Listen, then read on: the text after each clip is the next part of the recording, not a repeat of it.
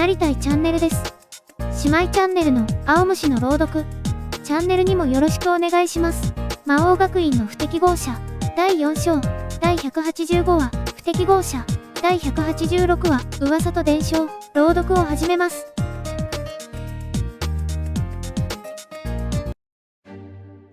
魔王学院の不適合者第185話不適合者アボス、ディル・エビアの根源が砕け散る。だが、次の瞬間、その体内にアグロネムトの魔法陣が描かれ、それが再生された。彼女の手が弱々しく俺の腕をつかむ。まだ終わりではありませんわ。勝ち目がないことがわからぬお前ではあるまい。彼女はその両目をまがまがしく光らせ、ふっと笑う。私は大精霊レノの実施にて、暴虐の魔王アボス、ディル・エビア。そして、アボス、ディル・エビアが握った拳を開く。そこには赤い宝石があった。ノースがリアを封じ込めた、宝剣エイル・アローの宝石が、あなたを滅ぼす、神の子ですわ。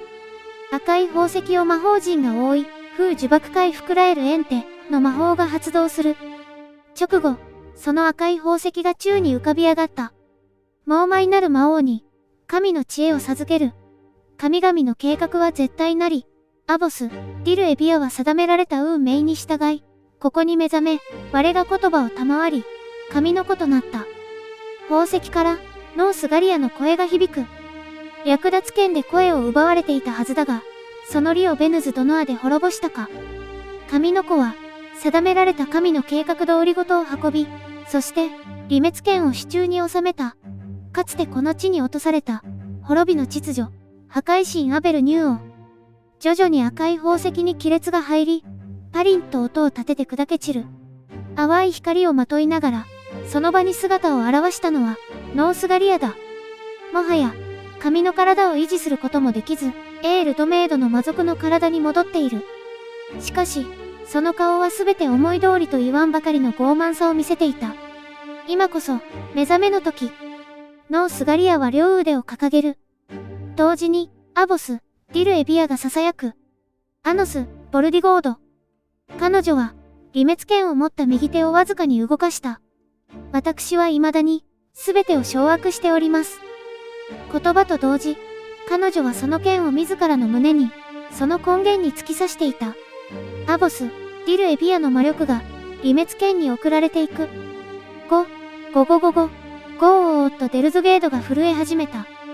かつて、暴虐の魔王は世界を破壊の秩序で照らしていた破壊神をこの地に落とした。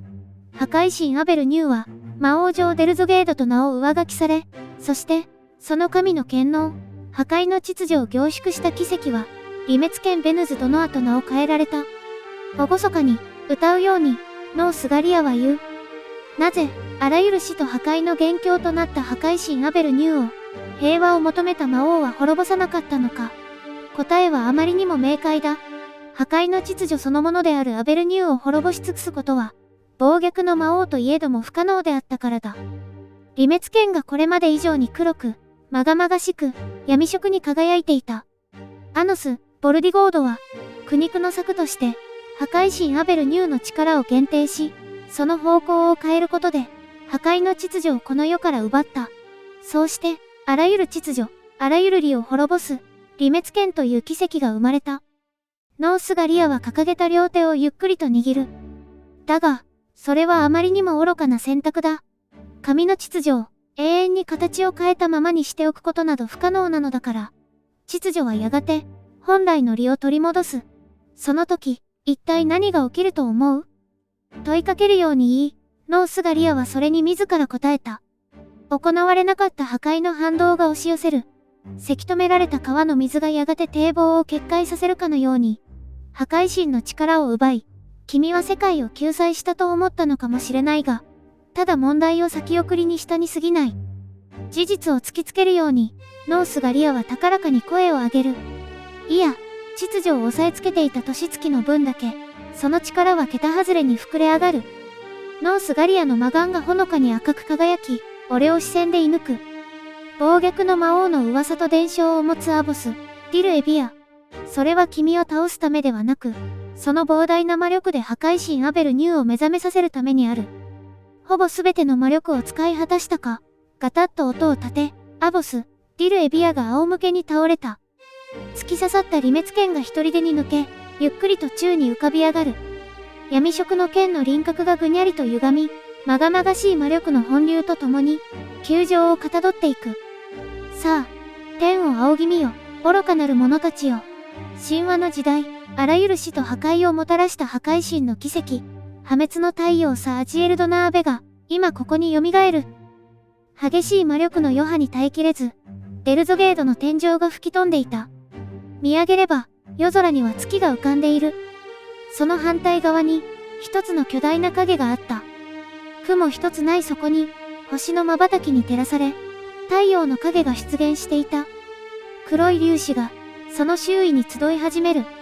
うっすらと月が消えていき、昼と夜が反転するように、空が明るくなった。太陽の影は一段と濃く、まがまがしく空を彩っている。秩序を示せ、暴虐の魔王を滅ぼす神の子アボス、ディル・エビア。その理に従い、二人の暴虐の魔王を滅ぼすがいい。ありとあらゆる命と共に。大空の巨大な影が反転し、そこに闇色の日輪が姿を現す。破滅の太陽サージエルドナーベ、その黒き滅びの光が、冷たい死の匂いを漂わせ、デルゾゲードに降り注いだ。2000年以上もの間、汝が歪め続けた破壊の秩序、サージエルドナーベの光に抱かれ、その題材を償え、暴虐の魔王よ。玉座の間一体が、滅びの光に包まれる。すべてを消し去り、すべてを滅ぼす、破滅の太陽サージエルドナーベの黒曜であった。秩序を守らぬ者が、秩序を乱す者が、世界に滅びをもたらすのだ。アノス、ボルディゴード、君が愚かにも神に背かなければ、アボス、ディル・エビアは生まれなかった。神殺しの狂犬も、母なる大精霊も、平穏に暮らしていたことだろう。君は神を蔑むが、神は秩序だ。そこには意志も心もない。世界が闇色の光に埋め尽くされる中、ただノースガリアの声だけが響いた。ただ物が落下するかのごとく、ただ根源が輪廻するかのごとく、神はただ秩序であり続ける。ならば、この顛末を引き起こしたのは、君だ、アノス、ボルディゴード。神は何も行わない。いつでも、悲劇を引き起こすのは、愚かな聖者の仕業なのだ。光の静寂があたりを飲み込み、まるで時が止まったかのようだった。破滅の太陽サージエルドナーベの黒曜が、だんだんとその輝きを弱め、玉座の間は、徐々に色を取り戻していく。最後に結びの言葉を授け、長き舞台の幕を下ろそう。滅びとは、神の救済だ。滅びるべきものが滅びなければ、後に続くものが誕生しない。自らの私利私欲で、それを歪めたのが、そもそもの間違い、因果応報である。ほう。傲慢なノースガリアの表情に、険しさが浮かぶ。自らは関係がないと傍観者を気取り、安全なところから必死に生きる者を嘲笑っては、虐げる。あまつさえ、この2000年の間に起きた悲劇の責任を、他者になすりつけるか。その声に、ノースガリアは絶句した。彼は驚愕の表情を浮かべ、視線を泳がせる。そんな神ならば、この世にいらぬ。次第に闇色の光が晴れ、その場の光景があらわになった。な、俺の顔を見て、ノースガリアは固まった。俺だけではない。シンもレイもミサもレノも、この場にいる誰一人、破滅の太陽で傷一つ負っていないのだ。それはミッドヘイズにいる民すべてがそうだった。破滅の太陽で滅びたのは、アボス、ディル・エビアだけだ。ありえない。破壊神ならば、俺を滅ぼせると思ったか。神の秩序は絶対だ。破壊を司る神が、魔族一人滅ぼせないわけがない。こんなことは、ありえない、あってはならない。半ば動転したかのようにノースガリアは繰り返す。ありえない、と。貴様ら神は、秩序に従う。破壊神はあらゆるものを滅ぼすことができる。確かに、それが貴様ら神の定めた秩序だ。だが、俺はそんなものには従わぬ。破滅の魔眼を向ければ、奴は浮いていられず、地上に足をついた。つまり、貴様ら神の計画は最初から破綻していたのだ。神は秩序ではない。貴様らは、世界の管理者を、秩序を気取っているだけだ。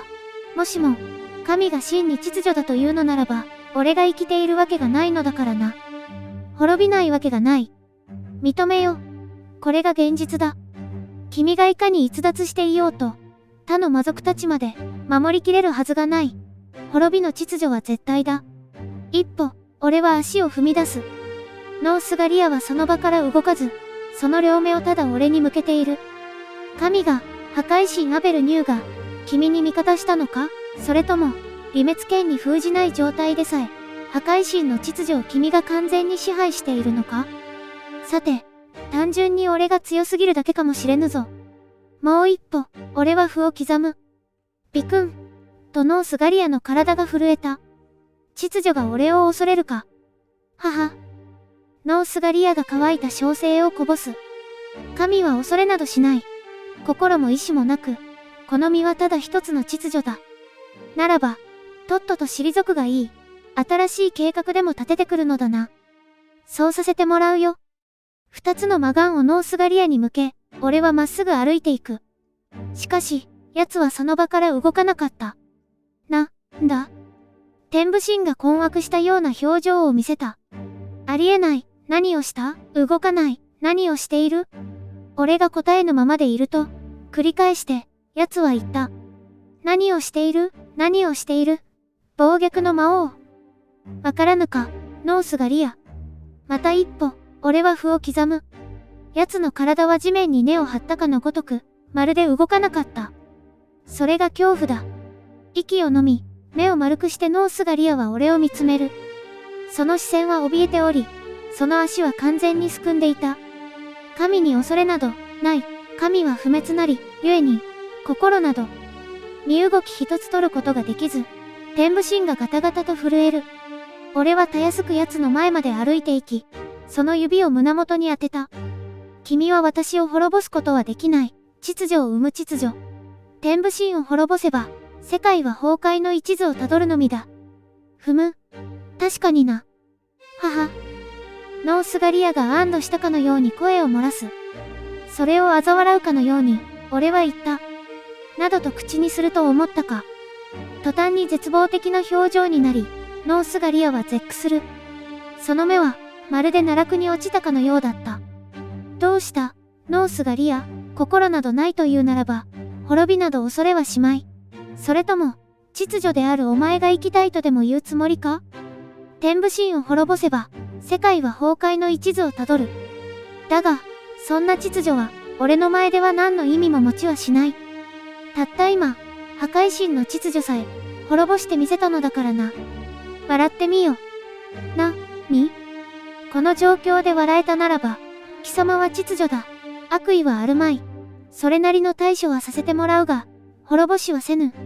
だが、もしも俺を恐れ、笑えぬというのならば、捨ておくことはできぬな。ノースガリアは色をなくした瞳で俺を見つめている。3秒数えよう。その間に秩序を示すがよい。3。言葉も出ぬ様子でノースガリアはぐっと奥歯を噛む。2。険しい視線で、奴はうつむいた。1。はっと息を吐き出し、奴は声を振り絞る。はは。確かに、ノースガリアは笑みを見せた。そうか、笑ったな、ノースガリア。俺は言った。生きたいということか。貴様は秩序などではないと自ら証明したようだな。一瞬絶句した後ノースガリアは腕を振り上げる。その顔は、憤怒の表情を浮かべていた。奴の手刀を軽くかわし、その腹部を貫いた。髪の根源をぐっとつかみ、俺は言った。契約だ、職使を負う。貴様が俺に逆らわぬというのならば、望みのものをくれてやろう。リークスとゼクトを根源の奥へ飛ばすと、エールドメイドから返事があった。その言葉を待っていたぞ、魔王アノス。ノースガリアの根源に、魔法陣を描く。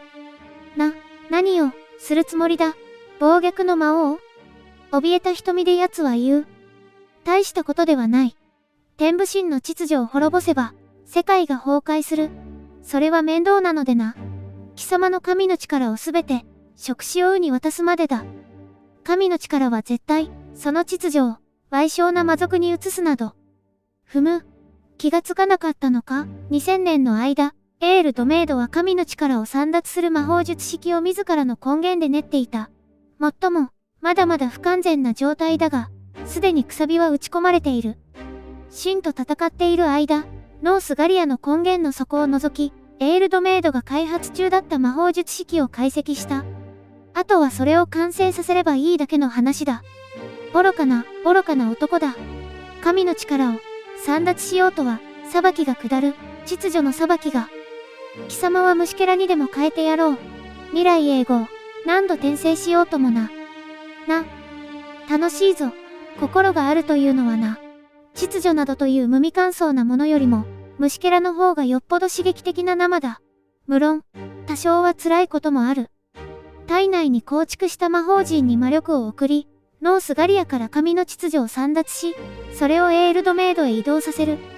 秩序が乱れ、愚かな、霊。腹の底から湧き出たような、激しい怒り。とても秩序とは思えぬ感情が、ノースガリアの言葉に現れていた。絶叫するように彼は言った。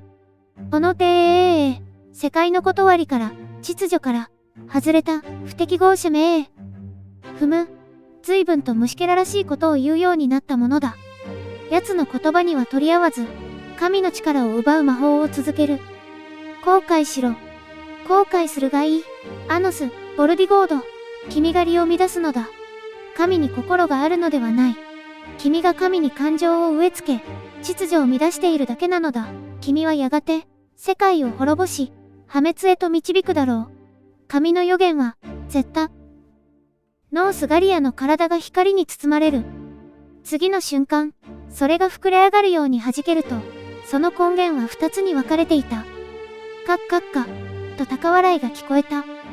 触手王が目の前にいた。さすがではないか、魔王アノス。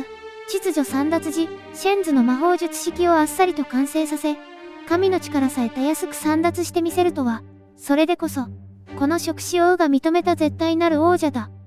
上機嫌に言葉を放ちながら、エールドメイドは足を上げ、その場から逃げ出した、一匹のゴミ虫を踏みつぶした。第186話、噂と伝承。無事、みたいだね。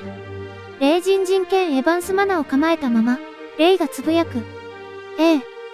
その隣には、斬新剣を手にしたシンがいる。彼もまた、空に向かい、神殺しの剣を構えていた。二人の背後では、レノが床にうつ伏せに伏せている。彼女の胸の中には、ミサがいた。かばうように、床に押し倒した格好で、レノは彼女を抱いている。あの瞬間、破滅の太陽サージエルドナーベが空に輝いたとき、三人は同時に動いていた。そして、全員がとっさにミサの盾になったのだ。大丈夫？優しい声で、腕の中の我が子にレノは言った。ミサは呆然と彼女の顔を見つめながら、わずかにうなずく。大きくなったね。レノがそっとミサの方に触れると、彼女の涙がその指先を濡らした。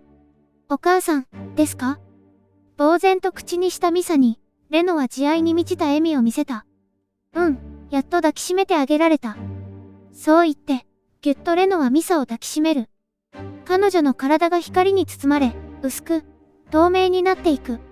フランの体を借りていられる時間は、もう幾ばくもないのだ。ごめんね、いつもすれ違ってばかりで。レノは瞳に涙をためる。ごめんね、いつも、一緒にいてあげられなくて。とっさに、ミサは言った。待って、まだ。その瞳から、涙がポロポロとこぼれ落ちる。まだ、ダメですよ、語尾がかすれ、言葉は涙に飲まれた。行かないで、もう少しだけ。悲しげな表情で、レノは首を左右に振る。彼女の姿がまた一段と薄くなった。だって、まだ、会ったばかり、で、私、ずっと、愛してるよ、ミサ。ごめんね。レノの涙がポトポトとミサの方を濡らす。けれども、それは涙花に変わることはない。母なる大精霊の力は、とっくに失われているのだ。私はもうついえたけれど、あなたはまだここにいる。きっと、アノスが助けてくれるから。きっと、かわいそうな、あなたの半身と一緒にね。ぐっと涙を耐えて、それからレノは笑顔を浮かべた。優しい、優しい、母親の顔を。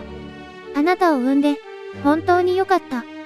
ふっと光の粒子が立ち上り、それがミサの元から去っていく。シンがそれを見上げると、一瞬、光の粒は母なる大精霊の姿をかたどった。シン、ありがとう。さようなら。それから、レノが彼に手を伸ばす。それをシンがそっと掴むと、ニコッと彼女は笑った。私は幸せだった。レノ。一筋の涙をこぼし、シンは告げる。あなたを愛しています。暖かな風が吹き、光を運ぶように、ふっとレノの姿が消えていった。シンの手の中に残されたのは、母なる大精霊の涙。彼が墓標に備えた、真っ白な一輪の涙花だ。お母さん。とめどなく、ミサの瞳から涙が溢れ出る。それは、ポタポタと頬を伝っては流れ落ち、床を濡らす。お願い、します、フラン。泣きじゃくりながら、ミサは声を発した。もう一回、お母さんに会わせてください。できるでしょう？だって、今、できたんなら、もう少しぐらいいいじゃないですか。ミサは体を起こし、どこかにいるはずの愛の妖精に訴える。まるで子供のように、ただ泣きながら。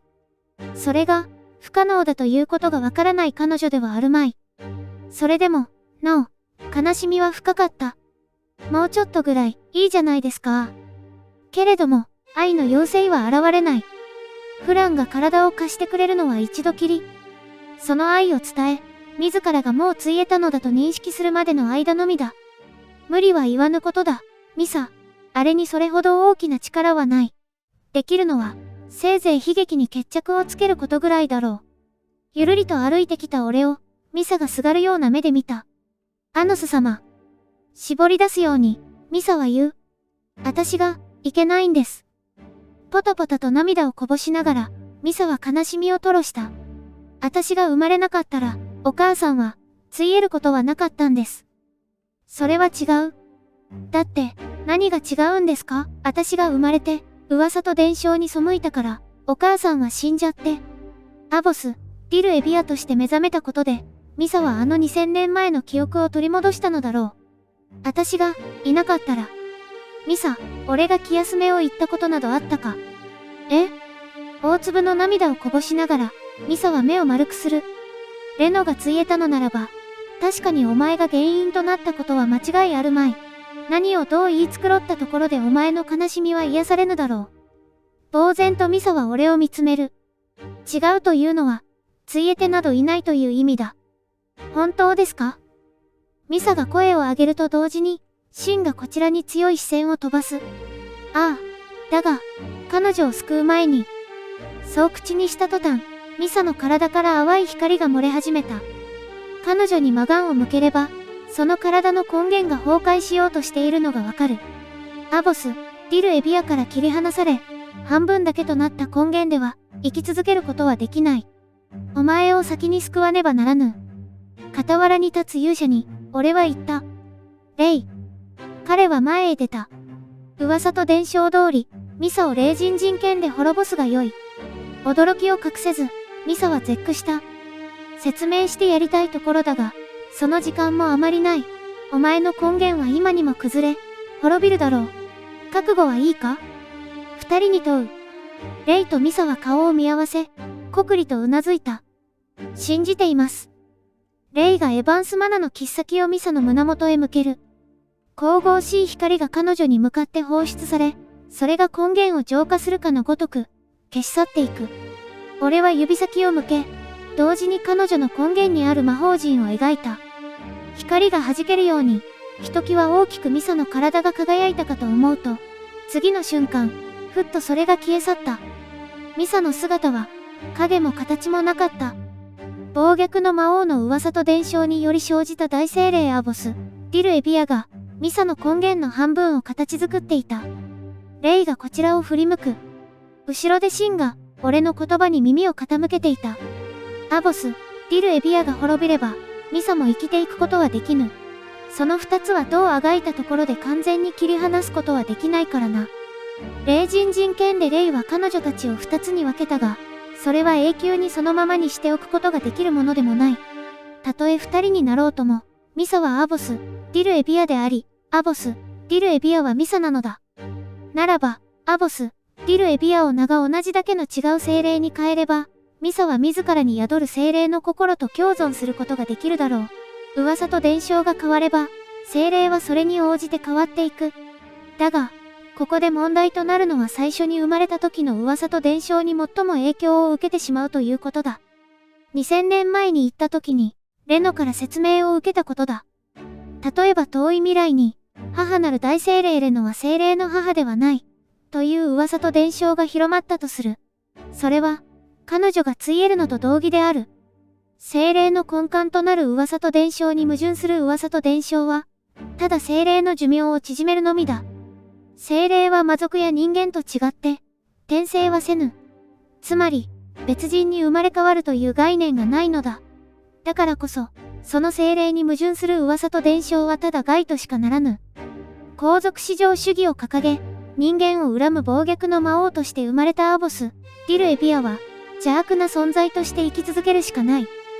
それをどうにかできたとしても、今この世界にはびこっている伝承と、全く別物の伝承を作ろうとも、総量が絶対的に足りぬ。イガレスに、アボス、ディルエビアが心優しい精霊だったという噂を広めさせようとしても、元々の噂の方がはるかに量が多かっただろう。一見八方塞がりのように見えるが、ミサを救う方法はある。ならば、どうするか？答えは思いついてしまえば、ひどく簡単なことだ。暴虐の魔王の伝承の続きを作ればいい。蘇った暴虐の魔王は、霊人人権エヴァンスマナによって再び滅ぼされる。そして、アボス、ディルエビアは転生する。聖剣の祝福を受け、半霊半魔ではなく、精霊ミサとして、元の姿を取り戻すのだ。と。暴虐の魔王の伝承は、過去のことは語られているものの、未来は何も決められていない。精霊というのは転生しない生き物だが、暴虐の魔王は2000年後に転生するという噂と伝承により、生じている。むしろ、それが最も人々に広まった伝承の根幹と言えよう。ならば、暴虐の魔王が転生したとして、何ら噂と伝承に矛盾はない。最後の転生でどうなるか、それはまだ起きていないことなのだから、誰も語りはしなかった。伝承を埋める隙間があるのだ。だからこそ、その伝承をイガレスに広めるように命じた。使命を果たした、と彼は言った。人間が暴虐の魔王への恐怖を感じれば感じるほど、エヴァンスマナによって、アボス、ディルエビアが善なる精霊に転生するという伝承は強く支持され、長く残り続けるだろう。そして、レイがミサを霊人人権の祝福にて命を奪ったとき、俺は彼女にシリカの魔法を使っていた。だが、もともと転生しない精霊が、噂と伝承のみで転生を果たし、命を得られるかは定かではない。転生するということは、アボス、ディルエビアではなく、新しい精霊が生まれるも同然だからだ。真の方向へ、俺はすっと手を伸ばす。魔力を送れば、彼が持っていた白い涙花が宙を飛んで俺の元へやってきた。涙花は精霊を生む。この花は大精霊レノが、神とミサの幸せを願った涙から、生まれたものだ。魔力を送れば、涙花は光の粒子に変わった。ここに蘇れ、ついし、大精霊よ。2000年の時を経て、悲しみが、喜びに変わる時が来た。悲しい時は泣かない、とレノは言った。それでも、あの時、どうしようもなくこぼれ落ちた涙は、この花を咲かせた。光が、ゆっくりと人の姿をかたどっていく。抱きしめ合う母子の姿を。一人の姿がはっきりと実体化する。その背には結晶のような6枚の羽。髪は澄んだ湖のように青く、瞳は琥珀のように輝いている。レノ。神がつぶやく。母なる大精霊は、魔族を生んだために自らの噂と伝承に背き、ついえた。だが、大精霊アボス、ディルエビアは、今噂と伝承に従い、本来の精霊の姿を取り戻した。アボス、ディルエビアは半霊半魔ではない。もともと、ミサという精霊だったということに変わったのだ。ならば、もう母なる大精霊レノがついえる理由はどこにもあるまい。レノが噂と伝承に背いた事実は、なかったことになった。精霊は噂と伝承がついえぬ限り、たとえ滅びようとも何度でも蘇る。お母さん？レノが抱いた光が、その姿がはっきりと実体化する。肩ほどまである癖のある栗毛の髪、クリクリとした大きな瞳の少女、ミサがそこにいた。ミサ。ぎゅっと抱きついてきたミサの頭を、レノが優しく撫でる。ミサは嬉しそうに、涙をこぼした。お母さん、お母さんあーん。泣かないの、大丈夫。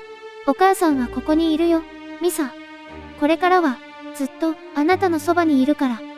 そう言いながら、レノも涙を流していた。悲しい涙とともに、咲いた涙花。けれども、それは今、確かに喜びの花に変わったのだ。ふむ、これで全てか。きびすを返し、俺はこちらの様子を何気なく見ているエールドメイドへ言った。お前の処遇は後だ。おとなしくしていろ。にやり、と笑い、エールドメイドは陰銀にお辞儀した。ゼクトがある以上、迂闊な真似はできぬだろうが、面倒な男ではある。目の離さぬところに置いておく必要はあるだろう。俺はそのまま静かにこの場を離れる。多少の憂いは残ったが、しかし、取り返した。心の底から願えば、必ず答えてくれるものだ。たとえ、どれほど荒廃しようと、どれほど争いが蔓延しようと、彼女が作ったこの世界は温かく、愛と希望に満ちている。何度でも、それを俺が証明してやろう。きっと、どこかで見ているのだろうからな。なあ、ミリティア。次回は、魔王学院の不適合者、第187話、魔王再臨の式典、第188話、エピローグ、魔王の記憶、高評価、チャンネル登録、お願いします。応援コメント励みになります。ありがとうございます。